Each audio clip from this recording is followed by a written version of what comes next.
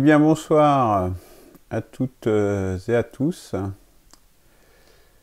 J'espère que vous allez bien et que ce petit retard ne vous a pas trop perturbé. Il est vrai qu'avec cette la nouvelle version, bonsoir, cette nouvelle version du streaming sur Facebook, c'est un peu plus délicat qu'auparavant. Donc je vous souhaite mes meilleurs voeux pour 2021, en espérant que ça soit meilleur, mais bon, on aura l'occasion d'en reparler. Donc ce soir, nous allons traiter du 8e épisode de Quelle 6e République. Donc Quelle 6e République, c'est donc une série qui se poursuit depuis un certain temps déjà maintenant, et qui, donc ce soir, va expliquer quelles sont les motivations, quels sont les principes qui sont derrière l'architecture de la 6e République proposée. Donc c'est un thème important puisque ça va permettre de développer, de comprendre pourquoi c'est architecturé de cette façon-là et pas d'une autre façon, et en quoi c'est important, les principes sous-jacents à cette architecture. Alors, avant ça, justement, je souhaiterais vous présenter mes vœux pour 2021. J'ai fait à cette occasion une vidéo qui en parle et donc qui décrit un petit peu la situation et ce qu'il faut faire en ce début de 2021. Je pense que ces 6 mois qui viennent sont vraiment cruciaux, vraiment en France, même, je pense même au-delà de la France. Les 6 mois qui viennent sont tout à fait cruciaux pour l'avenir de notre pays et de notre nation. Le peuple français doit vraiment se mobiliser urgemment pour sortir de son apathie. Sinon, je pense que là, j'en ai déjà parlé dans une vidéo précédente, nous allons vraiment ne plus pouvoir éviter de commencer de rentrer vraiment de façon beaucoup plus profonde dans la barbarie, même si on y est déjà empêtré de façon considérable, chemin faisant de plus en plus. Donc je vous invite à visionner cette vidéo qui est disponible sur notre chaîne YouTube, sur la page Facebook et dans le groupe, etc. Dans tous les supports que nous avons et sur le site, bien évidemment. Autre nouvelle, donc là c'est moins une nouvelle, mais c'est vraiment quelque chose d'important et de récurrent et de quelque chose qu'il faut vraiment marteler et lire et participer. C'est vraiment le manifeste fondateur, le manifeste Émergence. Donc Émergence et son petit fer idéologique, hein. Donc qui est vraiment ce sont des ouvrages courts, hein. Donc surtout Émergence qui est destiné à tout public, et donc c'est vraiment quelque chose qui est je veux dire à diffuser largement autour de nous pour que des gens comprennent la démarche, une perspective de la 6e République, en quoi elle se différencie des autres et en quoi elle peut gagner. Parce que c'est ce qui est important, c'est que l'idée, c'est d'expliquer comment, par la différenciation, en se mettant sur le terrain constitutionnel, on peut gagner parce qu'on ne rentre pas en concurrence avec les autres candidats, y compris les grands candidats. Mais c'est expliqué dans le manifeste, donc je vous invite à le lire, à le diffuser autour de vous. Le manifeste Émergence idéologique, lui, est plus, hein, c'est pareil, on est sur des livrets d'une 30aine de pages. Lui, il creuse un peu plus les choses et il montre la pertinence de la démarche, une perspective de la 6e République, et en quoi, idéologiquement, c'est ce qui répond aux problèmes de notre temps. C'est vraiment ça le sujet. C'est pas du tout de se dire c'est une démarche opportuniste. C'est vraiment une démarche de fond, en se disant voilà, on a un problème civilisationnel. Comment, d'un point de vue idéologique, du point de vue des principes, de fonctionnement des sociétés humaines et des civilisations humaines, en quoi la proposition qui est faite là, qui est une ébauche, hein, et qui est justement par émergence idéologique, l'idée c'est d'avoir un grand mouvement, ce que j'appelle les nouvelles lumières qui se mettent en place, en marche, avec des intellectuels et des artistes, etc. Justement pour faire un rebond civilisationnel qui est la seule voie, j'insiste bien, la seule voie qui permette de sortir de la situation et de la trajectoire sur laquelle nous sommes engagés. Donc, vous pouvez le commander en envoyant un email, en envoyant un courrier avec un règlement à l'adresse qui s'affiche. Vous pouvez également faire un virement. Vous pouvez, sur la page du manifeste qui est indiquée tout en haut, donc c'est les tarifs et les coordonnées du compte bancaire sur lequel faire un virement sont également positionnés. Inclus évidemment dans les livrets papier, des clés pour accéder au logiciel de cryptage Crypt, qui permet d'avoir un coffre-fort sécurisé sur son ordinateur et également de faire des échanges totalement sécurisés avec une perspective, la 6e République, au moins pour l'instant. Voilà. Autre nouveauté, je dirais, ce sont des mini-cartes à diffuser autour de vous. Donc là, vous avez l'adresse où vous avez toutes les informations. Voilà donc le format de la carte. Donc c'est une carte au format carte de visite, comme ça. Donc vous voyez, c'est un message très simple. En fait, ça invite les gens, ça donne le mot d'ordre, la mission que c'est assigné, une perspective de la 6e République, réorienter la démocratie pour échapper à la barbarie et ouvrir un avenir bonifié, c'est-à-dire une démarche résolument optimiste, réaliste et optimiste. Et ça invite les gens, soit à nous envoyer un email, soit à aller voir sur le site. À partir de là, sur le site, c'est vraiment la porte d'entrée où toutes les informations sont disponibles. Donc de la même façon, je vous invite à en commander, à diffuser autour de vous, ça c'est très facile à faire. Ça peut se déposer partout, donc c'est les mêmes coordonnées, les mêmes moyens de règlement. Pour vous donner une idée, un exemple de tarif, pour 100 cartes, ça vous en coûtera 6,64 €. On est dans les prix coûtants, enfin vraiment là on est sur des prix coûtants. Donc ça fait 7 centimes la carte, port inclus. C'est-à-dire que là vous avez 100 cartes, le port, vous faites un règlement de 6,64 €, vous avez 100 cartes que vous pouvez diffuser autour de vous. Voilà. Donc ça, je pense que c'est intéressant, c'est un moyen de communiquer, de faire connaître cette initiative le plus largement possible, parce qu'il est bien évident que ce n'est pas les médias macronistes ou autres qui vont nous aider, bien au contraire. Voilà pour cette première partie. Donc, pouvons maintenant rentrer dans justement le sujet de ce soir, explication de l'architecture de la 6e République, 8e épisode donc justement de quelle 6e République est proposée par une perspective, par notre initiative, une perspective, la 6e République. Donc l'agenda de ce soir est assez limité, au moins dans ces grands chapitres.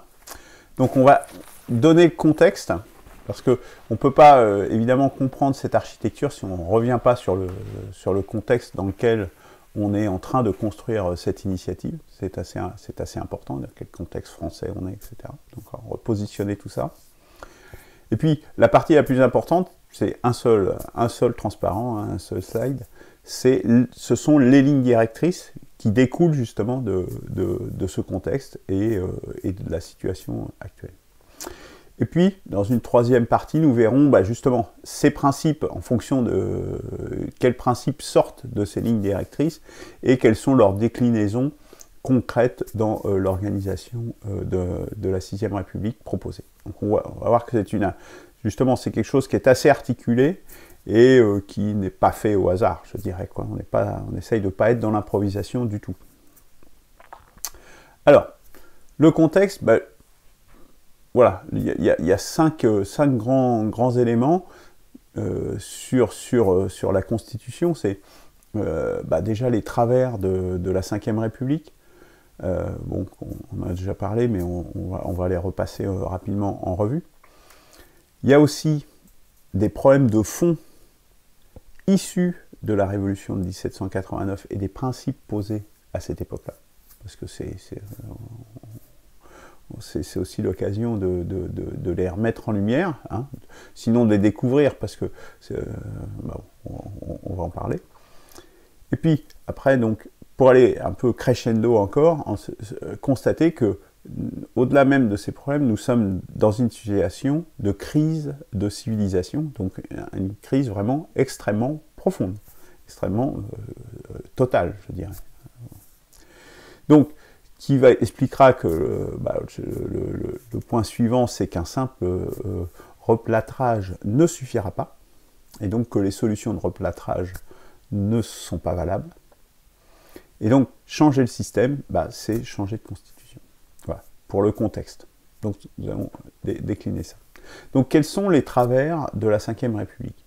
Bon, rapidement, on sait tous que c'est un système quasiment devenu semi-monarchique, surtout depuis que l'Assemblée nationale est disqualifiée par la concomitance de l'élection présidentielle avec l'élection législative qui est mise après, donc qui est complètement en dépendance de l'élection présidentielle.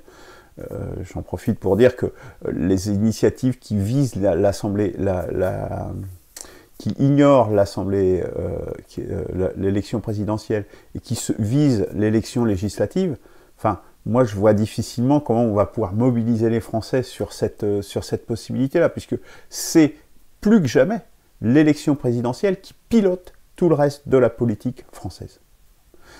Donc, ça me semble, ne pas viser cette échéance-là, me semble juste passer à côté et prendre le risque vraiment de travailler pour rien, quoi, en clair. Hein. Donc, si on veut être efficace, on ne peut pas ignorer l'élection présidentielle qui est celle que structure toute la vie politique française. C'est aussi simple que ça.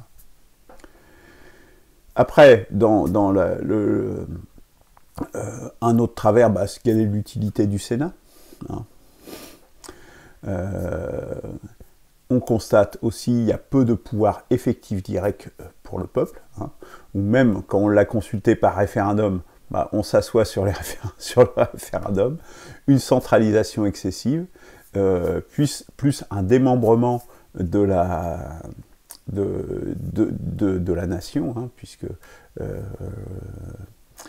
on a à la fois un millefeuille de collectivités locales, des députés qui sont peu ancrés dans les territoires, et puis également un démembrement au travers de ce qu'ils essayent de construire là, de destruction de la nation, hein, appelons un chat, avec ce qu'ils veulent faire avec alors j'ai plus le nom exact, mais j'en parlerai sans doute dans la chronique des barbaries de vendredi prochain, sur ce qu'ils veulent créer, une région franco-allemande avec l'Alsace, hein. Donc voilà ce qui est même, je crois, essayer de rentrer en vigueur au 1er janvier là, de 2021. Mais j'y reviendrai vendredi prochain. Donc voilà la situation dans laquelle on est aujourd'hui. Contrôle par des experts, c'est-à-dire que par des experts, c'est-à-dire des gens comme le Conseil constitutionnel, le Conseil d'État, qui a rendu un avis, d'ailleurs, l'autre jour, assez terrible. Donc j'en parlerai certainement également vendredi. Et il y a de plus en plus de pouvoirs qui sont soit délégués à ces experts, qui juridiques, qui Conseil constitutionnel, qui Conseil d'État, qui etc., etc. Ou à l'Union européenne, c'est-à-dire avec la Commission européenne et tous ces sbires non élus qui peuvent intervenir et censurer ou donner des directives au gouvernement français, c'est-à-dire à des gens qui sont élus par le peuple français. Donc voilà, on est dans cette situation d'une déliquescence et qui est le résultat aussi alors même si c'est pas complètement lié à la Ve République en tant que telle, c'est quand même dans cette Ve République que cela intervient. Donc elle est au moins pas suffisamment protectrice de cela, en tout cas. Et puis, l'absence de représentation des forces économiques et sociales de façon explicite dans la Ve République, qui était une Ve République essentiellement basée sur des pouvoirs territoriaux.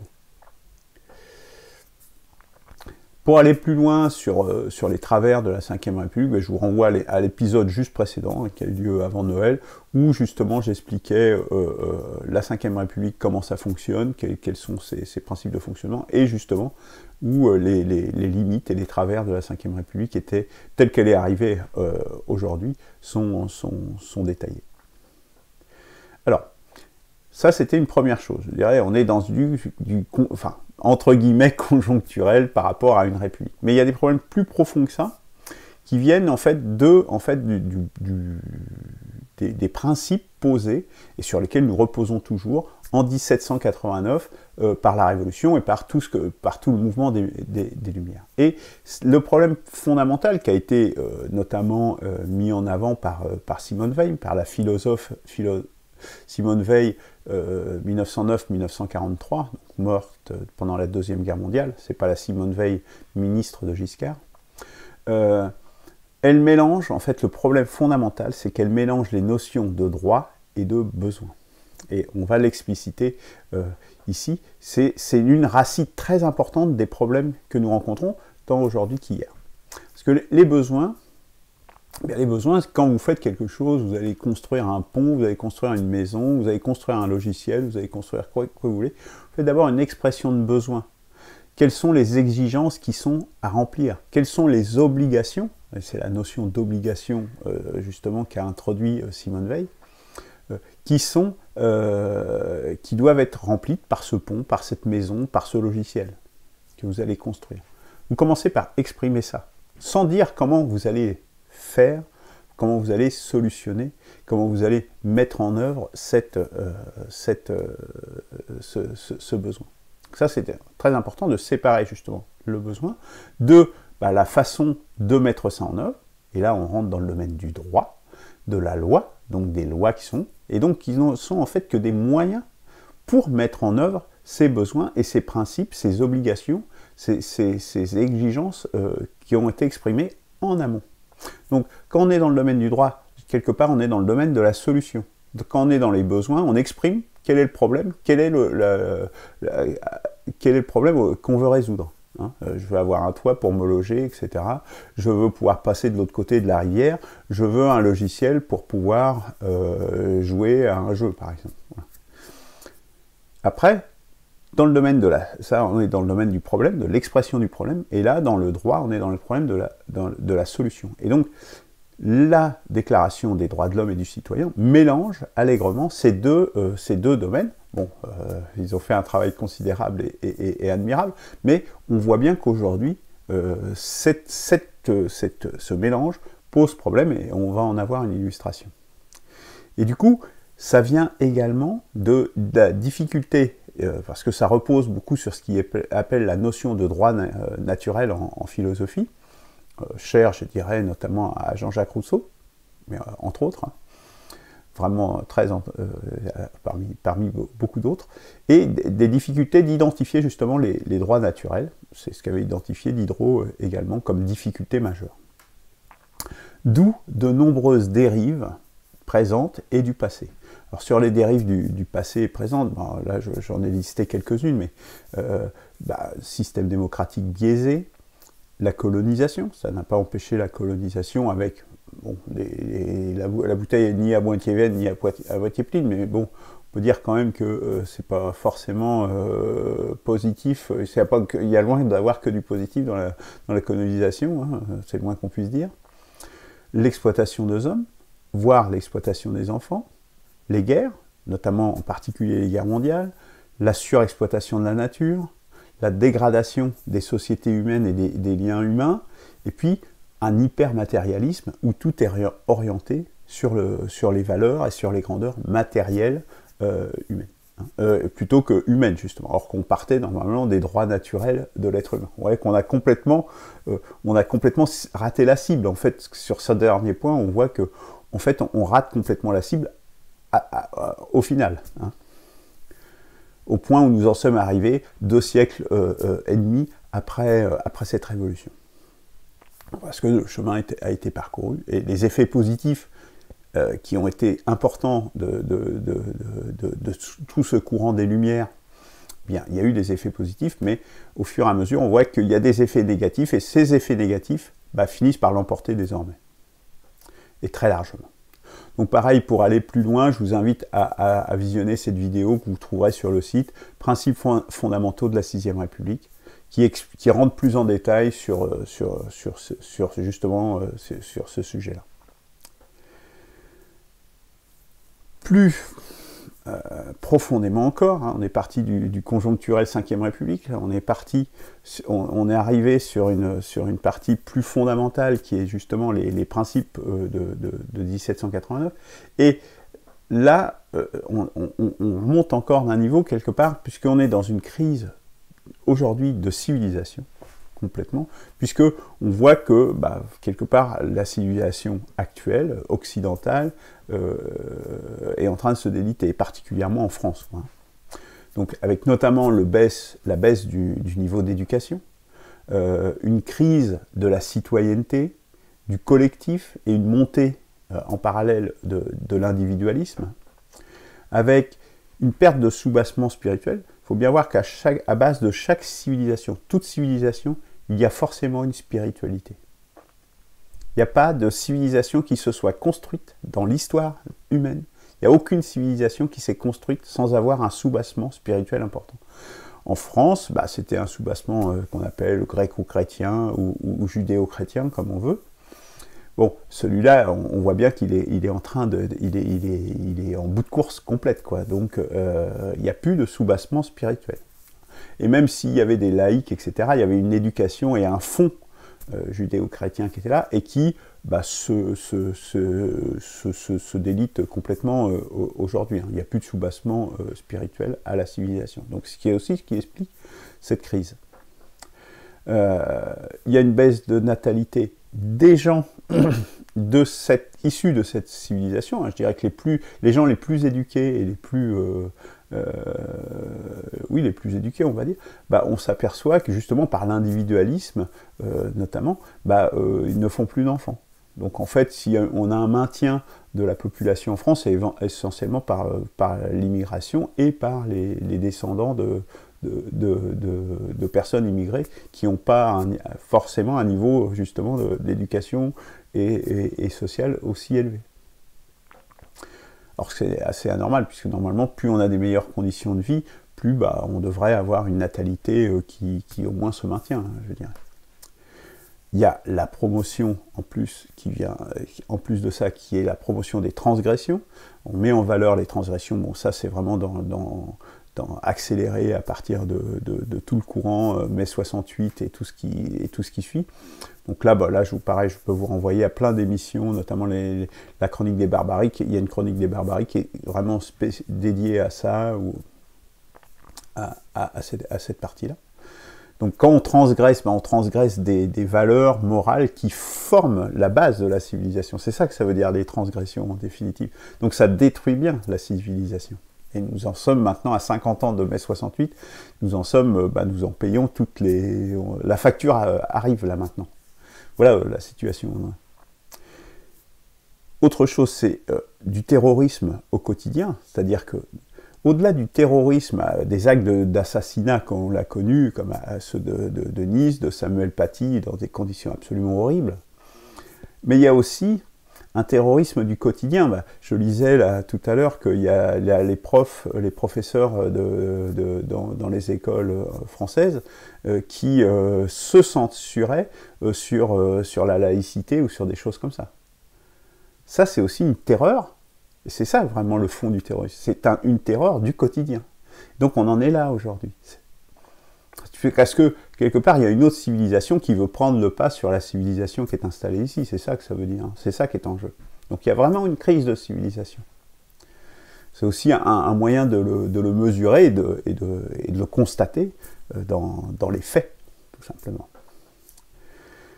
Il y a la crise environnementale, avec toutes ses dimensions. La crise sanitaire, voilà. C'est pas la peine d'en parler, il suffit de le citer. Vous voyez, la liste, elle est longue quand même. Une civilisation qui a ça, elle est pas bien quand même. Et tout ça vient également d'une production qui est non gouvernée. C'est-à-dire qu'on se remet complètement au marché, aux lois du marché, donc à la loi de la production du moins cher, hein, souvent. Et donc, ce qui fait qu'on a une industrie qui est complètement défaillante en France, qui est complètement partie, qui a été délocalisée, où ce sont les meilleurs qui prennent les marchés. En France, en Europe, ce sont les Allemands qui ont pu s'ouvrir tout un marché européen et détruire les industries des autres pays, comme ceux de la France, de l'Italie ou de l'Espagne, ou de la France. Hein. Et voilà la situation. Parce qu'on a justement une production qui s'en remet justement qu'aux lois du marché. Et les lois du marché, c'est toujours les plus forts et les moins chers qui le remportent à la fin. C'est mécanique. Donc si vous êtes entre deux, vous êtes mort. Et c'est ce qui est en train de nous arriver. Voilà, c'est aussi le résultat d'une production non gouvernée. Alors, et là, c'est ce qui est intéressant, c'est parce que ce que disait Aimé Césaire, hein, il disait notamment une civilisation qui s'avère incapable de résoudre les problèmes que suscite son fonctionnement est une civilisation décadente. Vous voyez, la liste des problèmes qu'il y a là, elle est quand même tout à fait considérable, et puis là, c'est juste des têtes de chapitre, hein, c'est juste des têtes de chapitre. Pour chaque point, on peut décliner en sous-problèmes encore. Vous voyez où on en est? Il est vraiment temps de se réveiller, sinon c'est mort. Hein. Enfin, moi je vous le dis, hein, franchement, vous êtes mal barrés, vous et vos enfants, quoi. Et le monde en tant que tel. Hein. Et en tout cas en Europe et en France en particulier. J'aurai l'occasion d'en reparler, je pense, dans une émission très prochaine. Voilà, une civilisation qui s'avère incapable de résoudre les problèmes que suscite son fonctionnement est une civilisation décadente. À partir de là, voilà le contexte. Donc c'est très simple. Un simple replâtrage ne suffira pas. Quand on est dans une situation comme ça, même si ça peut paraître disproportionné, difficile, etc., de toute façon, les autres solutions, les replâtrages, ça, c'est inutile. C'est parce qu'on a une conjonction de crises qui est en train de se mettre en place. Une crise économique, on le voit et elle va continuer de se développer. Une crise politique, puisqu'on n'arrive pas à faire déboucher, à faire émerger de forces politiques alternatives. On a un blocage complet, et c'est vraiment en France, on est l'archétype de ça, avec le néolibéralisme qui se maintient malgré une opposition de 80% de la population. Et une crise sociale, sociétale, diront certains, sociale et sociétale, qui est très importante, avec un niveau de chômage très important, mais comme on l'a vu, un niveau aussi de sociabilité, de collectif, de faire société, de faire nation, de faire peuple, qui est remise en cause et qui est promu d'ailleurs par ce courant néolibéral. Donc on a une conjonction de crise qui arrive à un blocage, parce qu'il y a une non-acceptabilité, une non-acceptation également du chemin vers lequel veut nous envoyer, qui est un mur en fait, dans lequel veut nous envoyer Macron et ses acolytes. Du coup, dans cette situation, je vous mets en garde aussi par rapport à ça, c'est qu'il y a vraiment un risque de néofascisme. C'est-à-dire que la situation, quand le système est bloqué comme ça, c'est ce qu'ils ont fait quand ils avaient une conjonction de crises comme ça, hein, le Polanyi l'a bien pointé, hein, quand il y a une conjonction de ces trois crises et une situation de blocage de ces trois crises, le recours au fascisme, comme ils ont eu recours au fascisme dans les années 30 et 40 en Europe, eh bien le néofascisme, il y a vraiment un risque des néofascismes. Alors les néofascistes, ce ne sont pas les mêmes que ceux c'est pas des néofascismes d'extrême droite, qui eux sont plutôt dans la défense des nations et de la France, en l'occurrence. Là, c'est ce que j'appelle, hein, et c'est pareil, hein, j'ai eu l'occasion d'en parler dans les Chroniques des Barbaries, les néofascistes d'extrême centre et d'extrême droite qui seraient à l'œuvre dans ces cas-là, et c'est déjà sur ces franges-là que le pouvoir actuel s'appuie, hein, d'ailleurs. Donc, les solutions partielles, donc voilà la situation. Les solutions partielles, pour moi, sont disqualifiées. C'est-à-dire, c'est peut-être des solutions par lesquelles il faudra peut-être passer, mais ça ne sera pas des solutions en soi qui vont problème. Bon, par exemple, les gens qui prônent le Frexit, peut-être il faut le faire, mais c'est juste un tout petit bout. un tout petit bout de ce qu'il faut faire. Parce que quand on voit la liste des choses, on voit bien que le Frexit ne résoudra qu'une partie des choses. C'est qu'une solution très partielle. Ou une solution autoritaire en disant on va mettre un général au gouverne et puis ça va résoudre les problèmes. Non, ça ne résout pas les problèmes. Les régimes autoritaires, généralement, ne résolvent pas beaucoup les problèmes, ou bah, c'est un peu ce qui pourrait justement favoriser l'oligarchie en place, en définitive. Ou tout ce qui est solution du style de transition écologique, mettre 3 éoliennes, 5 panneaux solaires, c'est pas ça qui va résoudre. Déjà, ça n'adresse que la partie écologique, c'est encore une solution partielle, mais en plus, c'est des solutions qui marchent pas, quoi, ou qui vont pas être à l'échelle des problématiques qu'on rencontre. Donc toutes, et je pourrais en citer d'autres, mais toutes ces solutions partielles sont disqualifiées. Il faut une solution globale, une vision globale, un espoir global. Sinon, c'est même pas la peine, c'est du temps perdu. C'est inutile, c'est du temps perdu. C'est pour ça que l'initiative Une perspective de la 6ème République, elle peut paraître disproportionnée, très ambitieuse, etc., mais c'est la seule qui est à la hauteur. Quand je dis c'est la seule qui est à la hauteur, c'est pour toutes ces raisons-là. C'est la seule qui adresse tous ces problèmes-là de façon globale et complète. Et nous allons le voir, parce que justement, changer le système, et il faut changer le système, bah, c'est faire une nouvelle constitution. Et ça, c'est la solution, c'est quelque chose qui permet justement de changer le système en profondeur. On ne va pas faire une loi simplement pour sortir de l'Union européenne ou pour faire des choses comme ça. Non, on change le cœur du logiciel, les règles du jeu de la République et de ce en quoi la société française s'organise. Comment la société s'organise et vit ensemble. Le peuple, les règles du jeu que se donne le peuple. C'est aussi une nouvelle constitution, un moyen de rassembler largement les Français. J'ai déjà eu l'occasion de le dire, mais on a vu la Constitution européenne en 2005, eh bien ça a rassemblé les Français dans le refus, puisqu'on a près de 55%, malgré une campagne de presse médiatique, mais de tous les hommes politiques quasiment, pour adopter la Constitution européenne, eh bien les Français se sont rassemblés pour la rejeter, à 55%. Voilà. Voilà, quand je parle de pont entre la droite et la gauche, voilà un exemple du pont entre la droite et la gauche qui avait fonctionné.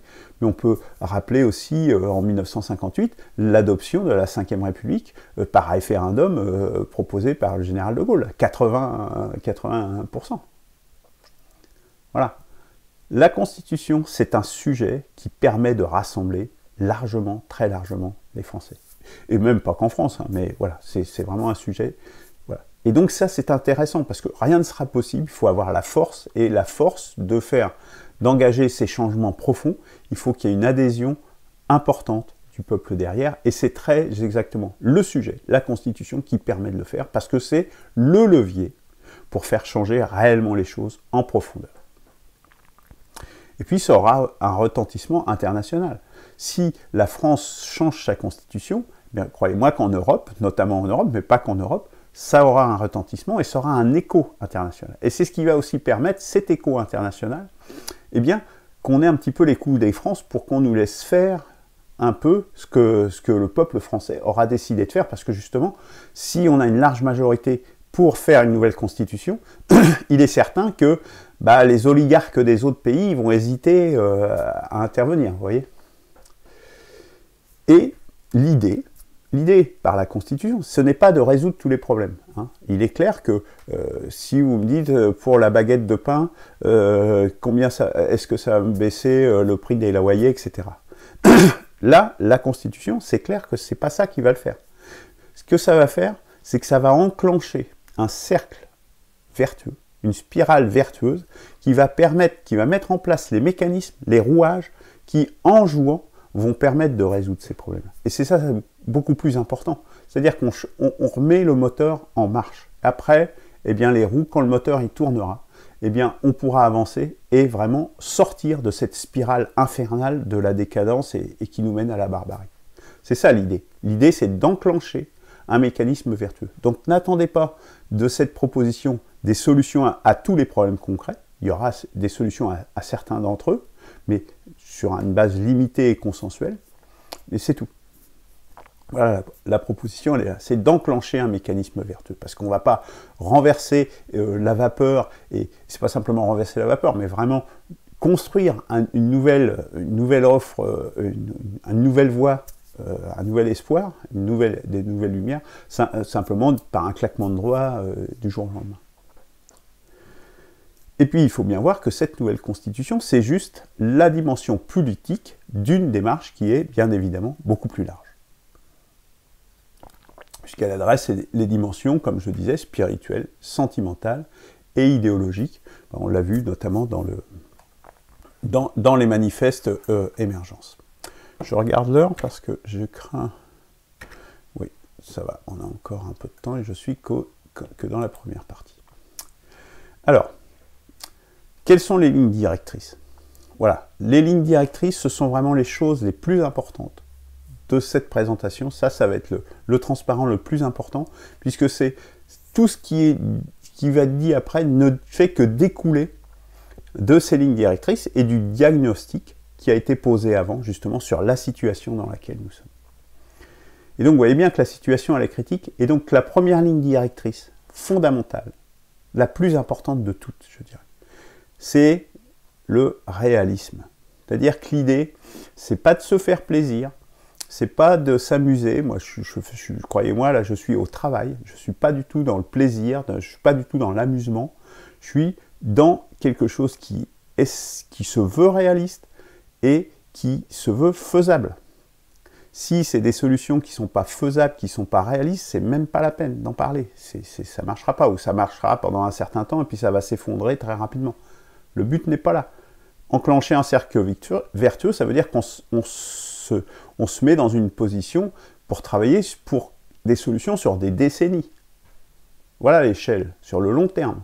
Et donc, le réalisme est fondamental. Si les solutions qui sont là ne sont pas réalistes, ne sont pas ancrées dans le réel, l'idée, c'est pas de se faire plaisir, de dire oh, on va faire la révolution, on va tous les dégager, on va faire machin, etc. Non.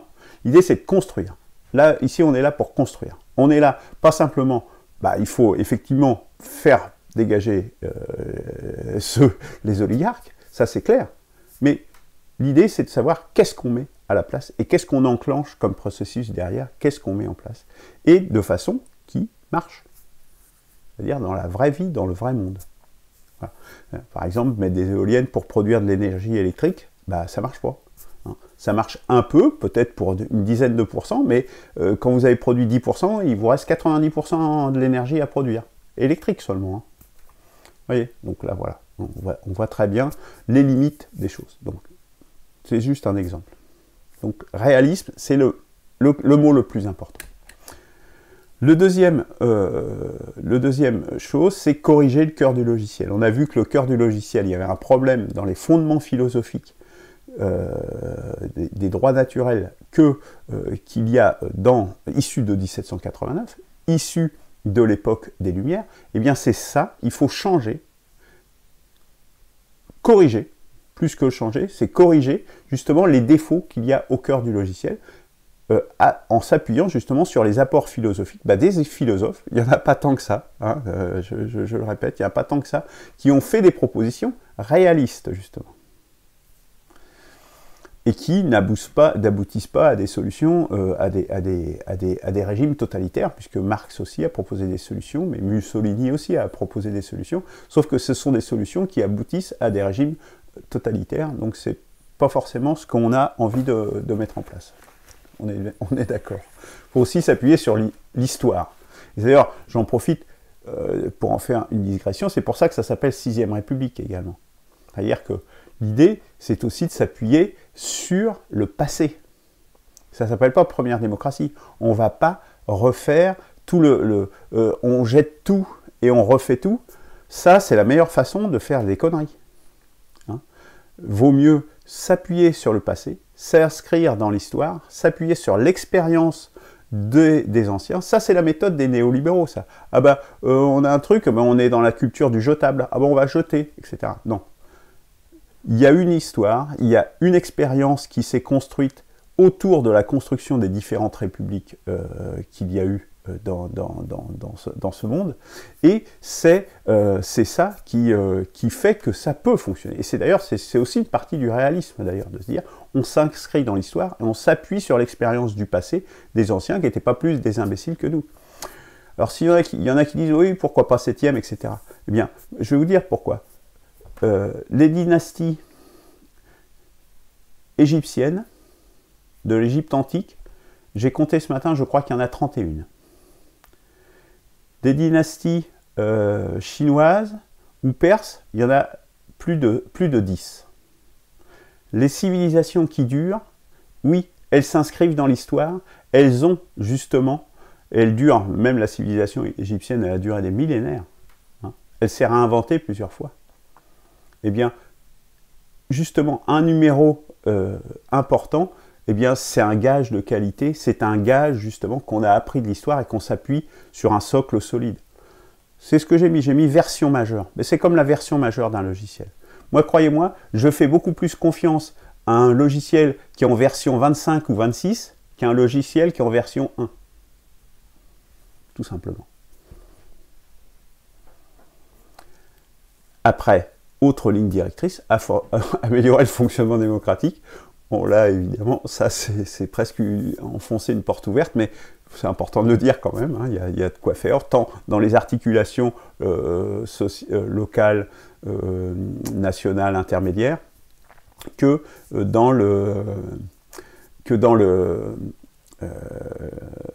fonctionnement de la démocratie, de la représentation du peuple, quand même, en premier lieu, parce que c'est quand même ça la démocratie, hein, c'est le pouvoir du peuple, pour le peuple, par le peuple, donc de l'amélioration justement du fonctionnement de la démocratie dans son principe fondamental, c'est déjà la première chose, et puis l'instauration de contrôle et de séparation des pouvoirs et des choses comme ça.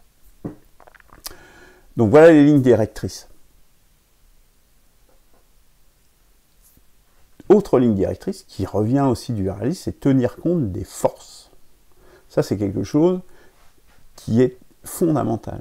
Les forces sociales, les lobbies, que ce soit des lobbies patronaux ou des lobbies de toute nature, ces forces s'exercent. Les syndicats, etc. Ces forces s'exercent dans la société. Actuellement, dans la société française, elles sont complètement ignorées, quasiment. Elles n'ont pas de traduction dans les institutions de la République.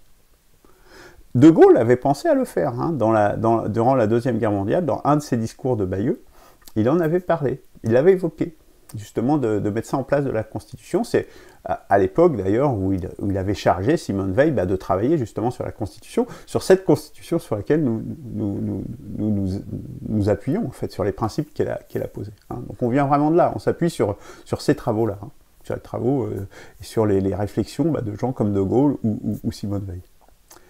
Et donc, tenir compte des forces, c'est fondamental. Si vous n'en tenez pas compte, si vous ne leur donnez pas des moyens de s'exprimer, d'agir, mais au bout de 3 mois, vous aurez un coup d'État. On va vous mettre plein de bâtons dans les roues, et croyez-moi, on voit ce qui s'est passé en Bolivie, ou ce qui se passe au Venezuela, ou etc., ou ce qui se passe ailleurs, si tout ce qui résiste à l'oligarchie, ou les sanctions qu'on met contre la Russie, etc. Tout ça, c'est simplement parce que c'est des gens qui ne sont pas dans la voie, donc dans la voie de l'oligarchie mondiale. Eh bien, ces forces doivent être prises en compte et doivent avoir des moyens de s'exprimer et d'être canalisées. C'est très important. C'est une condition du réalisme et de la durabilité de la 6e République. Voilà.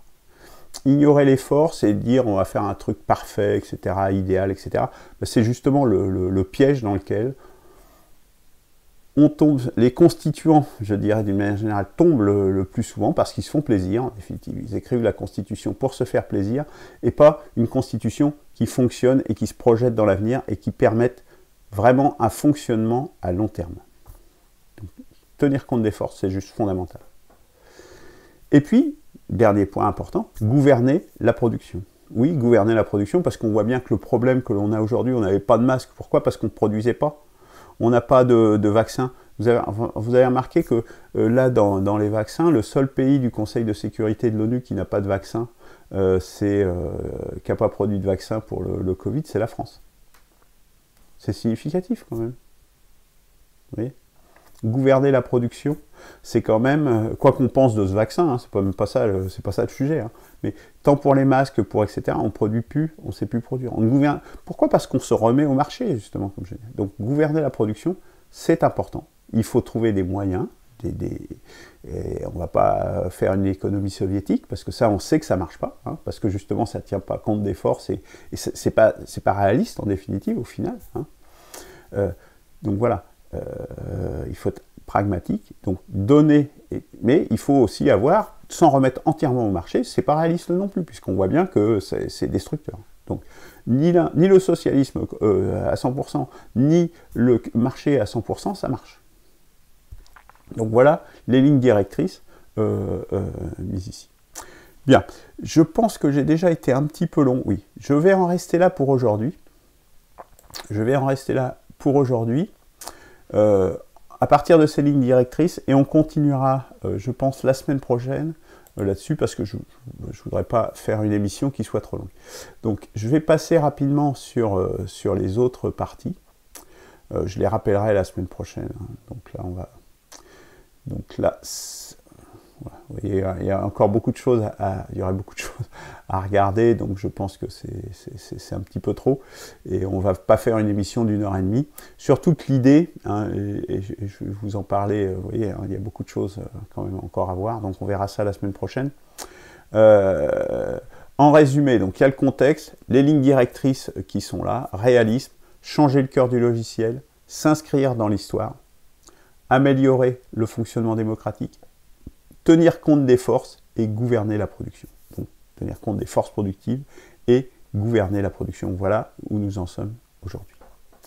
Donc, pour aller plus loin, d'ores et déjà, vous pouvez, si vous voulez, consulter l'organisation générale de la 6e République, c'est sur le site, où tous ces épisodes, justement, quelle 6e République, eh bien, justement, chacun des épisodes rentre en détail sur un des aspects. Bon, l'épisode 1, c'est commencer par le local. Eh bien, l'épisode 2, c'est le département, etc., etc. Et donc là, voilà, donc vous pouvez, si vous voulez rentrer vraiment dans les détails, suivre ces épisodes dans l'ordre depuis celui du 13 juin 2020. La prochaine fois, ça sera pas ça sera pas l'épisode 9, hein, ça sera l'épisode 8 bis ou je ne sais quoi. On reviendra et on finira sur l'architecture. Alors, le mot de la fin. Reprenons espoir. Chronique des barbaries, sans doute pas sur le transhumanisme, parce que j'ai pas eu le temps de creuser malgré ces semaines de congé. Mais il y a eu tellement de choses aussi qui se sont passées sur les semaines écoulées que je pense que ça vaut la peine d'avoir un regard sur les semaines écoulées. Je pense que ça sera justement un regard et sur tous les événements, parce qu'il s'est passé vraiment beaucoup de choses dans ces dernières semaines et qui sont intéressantes. Une autre chose également que je tenais à dire, c'est qu'on va certainement changer le format en plus des vidéos donc on va conserver les mercredis de l'espoir et la chronique des barbaries, mais ce sont des émissions qui seront peut-être pas toutes les semaines pour se concentrer, parce que là, comme je vous l'ai déjà dit, on a 6 mois et pour redresser la barre et pour avoir suffisamment de force autour d'un P6R pour obtenir les 500 signatures, les 500 parrainages pour présenter un candidat à la présidentielle. Donc c'est là-dessus, et donc on va essayer de travailler sur l'efficacité.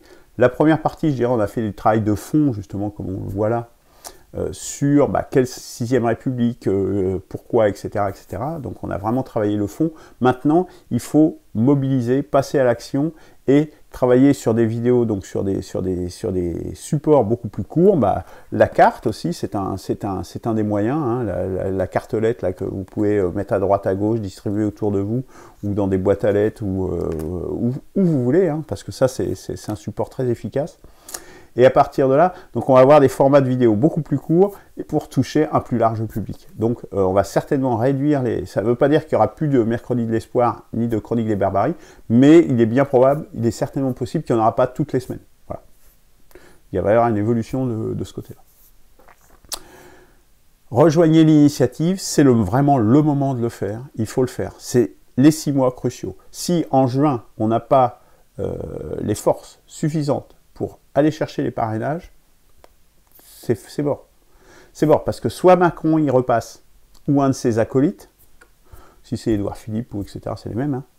Soit c'est Marine Le Pen, et là, bah, c'est la guerre civile qui déclenche immédiatement, soit c'est Mélenchon, et là on part, c'est la trajectoire Venezuela, etc., donc c'est une autre forme, et ça sera équivalent.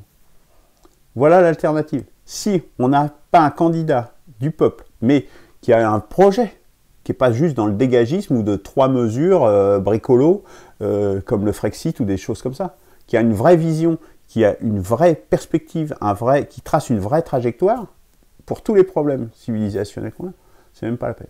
C'est dans les 6 mois qui viennent. C'est là que ça se joue, dans les 6 mois qui viennent. Si vous voulez vous engager, dans 6 mois, il sera trop tard. La barbarie, elle deviendra... Enfin, on est déjà dedans, hein, ça veut pas... Mais on va vraiment s'enfoncer dedans, et plus on s'enfonce, plus ça sera difficile d'en sortir. Et c'est pas une rigolade, la barbarie, croyez-moi.